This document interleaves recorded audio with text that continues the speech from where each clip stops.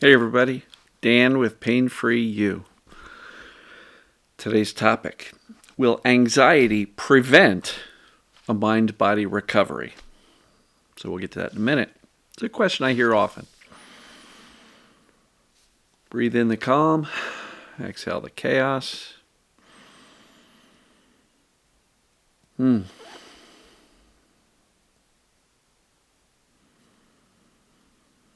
Let me just start this. For anybody who's doubting, I don't know if this is going to work for me. My symptoms are unique. They're special. I'm a special kind of broken. I don't see a lot of people like me. There's no downside to a better mindset, the belief that you can get better, and teaching your brain that you will be safe. Because for many of us, we have exhausted the medical opportunities for getting better to no avail. And so, why not make the decision to jump in with both feet and commit to doing everything you can to teaching your brain that you're going to be okay? So, you may be very pleasantly surprised. And if you can't find somebody just like you, perfect. You're going to be the first one to get better against what you perceive to be no evidence that that's true. But I can assure you and everybody here, nobody gets better by staying terrified and convincing themselves that they're a special kind of broken. So ultimately, it's your choice whether or not you commit to it. And when I say commit to it, it means don't allow yourself to think about the possibility that it won't work. Just say, I'm not going to buy into that. I'm not going to entertain that. I'm not going to ruminate on that. That keeps me terrified. So let's talk about the topic at hand. Will anxiety prevent healing from a mind-body condition? My direct answer is no, because anxiety is just another symptom coming from a brain perceiving danger. And I will say, I've worked with a couple of thousand people in one-on-one coaching as well as the group program. Everybody has anxiety to one degree or another. Some have it mildly, some have it wildly. And the people who have the highest amount of symptoms might have some of the higher levels of anxiety. Some people will say, I've been anxious all my life. I've never felt safe. Okay. And my take is it's never too late. You can create safety with a decision, with consistency, with effort. Safety is not just going to fall from the sky onto you. We're not talking about pixie dust, rainbows, and unicorns. We're talking about actual knowledge as to how this system called the human body works, how anxiety works, because anxiety is fueled by fear, right? So if you can understand what's going on, that anxiety is something you experience, it's not who you are, it's not a disease, it is a highly vigilant state where you and your brain are always looking out for danger. And that floods the body with adrenaline and cortisol, and that can create that state of anxiety in the body and in the thinking. And they kind of go back and forth. Thinking creates more body anxiety creates more thinking. It's a little bit of a loop. So I'm going to encourage you to step off that merry-go-round. Remind yourself this is just something I knew that was going to happen. It's just something I am experiencing.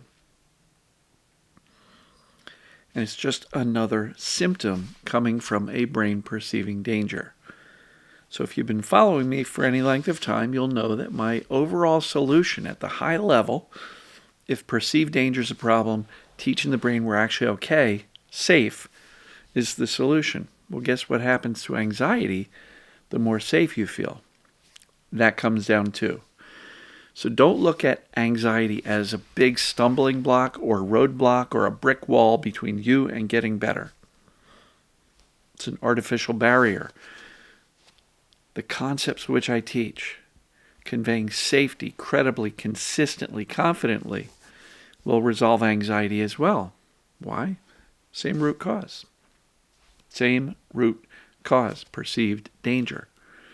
So what do we want to do? We want to convey safety mentally by not believing the fearful, catastrophic, worrisome thoughts. Emotionally, by feeling our emotions without judging them, without getting lost in the rumination on the story behind the emotions. Physically, by as much as possible being in a relaxed body that slows the breath. One of the things I've said is think, act, and speak slowly. And I do that in these videos quite often. Sometimes I get animated, but other times there will be a pause. Allows things to settle. So that's the mental, emotional, physical.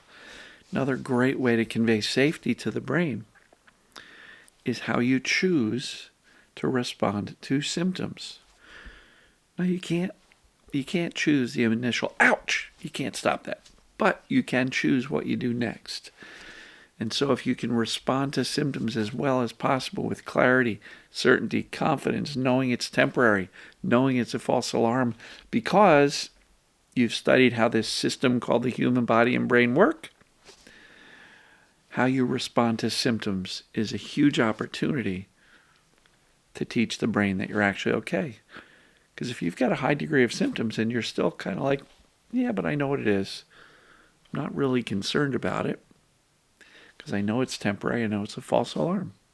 It's just based on misinformation and fear, but I've corrected the misinformation. So I'm now working through practice and consistency to neutralize that fear.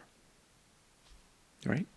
So how you respond to symptoms is a key area. And even if you're in the middle of a big flare-up, that's your best opportunity of all. Because if you can respond to a significant increase in symptoms with calm and clarity, that's more impactful than responding to a daily, moderate level of symptoms in a calm, cool way. So, how you respond to symptoms, really important. What's the next thing to convey safety with? Our own thinking, right? Don't believe your own thoughts. Well, actually, I mentioned that early on, right? We don't have to believe our own thoughts. Starting to resume life and activities. And look, sometimes when you start to do more, the brain goes, whoa, what are you doing? Yeah, that can happen. But it doesn't mean you've done too much. And I've talked about that kind of concept a lot in the past week or two. Scroll back on the channel and see what else I've been talking about there. But there's some concepts there that are about that. We cannot sit in bed waiting to get better before we resume life.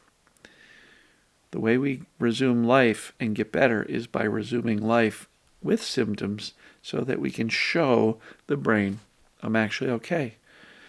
I can go to the grocery store with back pain. And the more you do, the more you're going to realize you can do. And you build confidence and you build some momentum, right? All of these safety concepts are really wrapped in a mindset of, I'm going to be okay. False alarms, temporary. It's all mind-body, which means it's reversible. So will anxiety prevent a recovery? No, it just means, you've got to kind of counter those anxious thoughts with more calm and reassurance and clarity. And, if you panic every time you feel anxious, you're fueling the anxiety. So recognize anxiety is not a harmful thing. It feels awful. Nobody likes it. It can be massively disruptive, but it is not dangerous. And so, really important to realize that anxiety is just another symptom. Anxiety is no different than my back pain, or than somebody else's headache, or than somebody else's reflux, or whatever. Anxiety is a symptom coming from a brain perceiving danger. Try not to define it as a showstopper, because it doesn't have to be. And I can assure you, many of the success stories were and maybe still are highly anxious people. It's just that they've been successful in teaching the brain that my body's okay. And this mind-body condition doesn't have to be present just because I'm anxious, just because I'm stressed, just because I've got some life chaos going on, right? I still get very stressed out. I got a stressful job trying to help all these folks in chaos. And sometimes it's quite challenging. I get stressed out. No symptoms. And if I do get a symptom, it never lasts more than a few hours or a few days. Because I know what it is. I call it out for what it is. I give it zero fear, zero attention, and it goes. Right? You can do the same. Clarity matters. It's the foundation of this whole thing. So if you still don't have clarity as to what's causing your symptoms, put on the brakes, go back, let's start there. If you want a real good understanding of that, I got 2 resources. One is free, the other is no more than $20. dansfaststart.com. The first video explains what perceived danger, pain, and symptoms are. The other is my book, painfreeyoubook.com, to get it on Amazon in the U.S., or just go to your regional Amazon store website to pick up the book. It's called Pain Free You, Teach Your Brain to End Your Pain. And it works for a whole host of symptoms. There's actually a listing of all the possible conditions and symptoms that have been resolved with a mind-body approach. Anxiety is one of them. So, will anxiety prevent recovery? No. So don't tell yourself that. Because if you tell yourself that it will stop recovery, and if you tell yourself that enough, your brain's going to believe it, and it may make it more difficult. So recognize anxiety is just another symptom in which safety is the solution. Know that you're okay. Anxiety is not dangerous. And you're going to get through this, folks. So, resources. dansfaststart.com, painfreeyoubook.com, and if you'd like some coaching, join the group program, painfreeyougroup.com. And as always, folks, love you, and we'll see you tomorrow. Take care.